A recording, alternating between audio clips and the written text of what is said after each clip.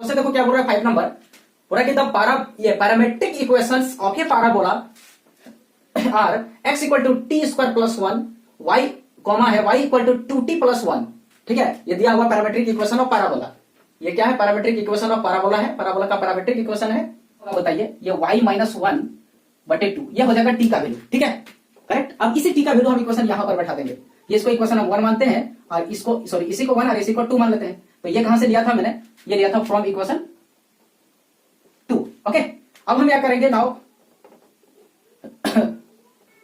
From equation 1, तो 1 का इस्तेमाल करेंगे। यहां पर क्या है? x है इक्वल टू टी स्क्वायर है, तो टी स्क्वायर की जगह में इसका यूज करेंगे y माइनस 1 बटे 2 का, क्योंकि t का वैल्यू हमें यहां से पता चल गया।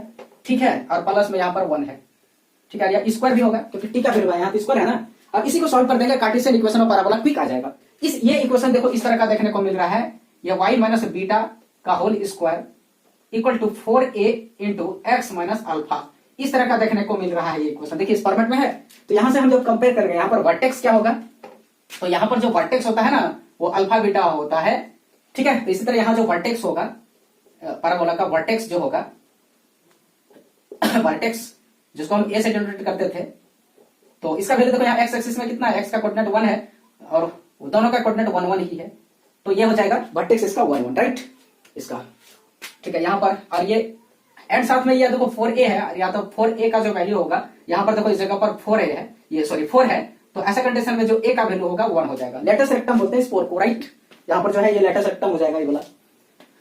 तो देखो यहाँ पर कौन सा एक्सिस में ये खुल रहा है? तो ये पैराबोला देखिएगा इस तरह का एक्स एक्सिस में खुल रहा है, इधर कहीं पर इसका फोकस होगा। ठीक है, पता नहीं, लेकिन वर्टेक्स हमें अभी पता है ये a है, जिसका वैल्यू कितना है? 1 1 है, वर्टेक्स है। ओके, तो इसका मतलब है कि ये एक्स एक्सिस में खुल गया या एक्स एक्सिस के पैरेलल में खुला, सॉरी एक्स एक्सिस के पैरेलल में खुला। तो ऐसा कंडीशन में जो y का कोएफिशिएंट, ये y का कोऑर्डिनेट होता है वर्टेक्स में, ये क्या होता है? फिक्स होता है। ओके, डायरेक्ट्रिक्स का इक्वेशन ऑफ डायरेक्ट्रिक्स, ठीक है, इक्वेशन ऑफ डायरेक्ट्रिक्स हमें चाहिए था। तो डायरेक्ट्रिक्स का इक्वेशन का बात करें तो क्या होगा? तो ये देखो डायरेक्ट्रिक्स जो भी होगा ये एक्स के इधर कहीं फोकस है, इधर है, तो इसका डायरेक्ट्रिक्स इधर कहीं होगा। ठीक है, तो देखो यहाँ पर क्या है? ये एक्स एक्सिस की तरफ खुल रहा है, मतलब डायरेक्ट्रिक्स जो है वो एक्स ये वाई एक्सिस के पैरेलल होगा, दैट इज एक्स का वैल्यू कुछ होगा, इधर होगा। ठीक है, एक्स बराबर समथिंग होगा। तो यहाँ पर लिख देते हैं एक्स बराबर क्या है?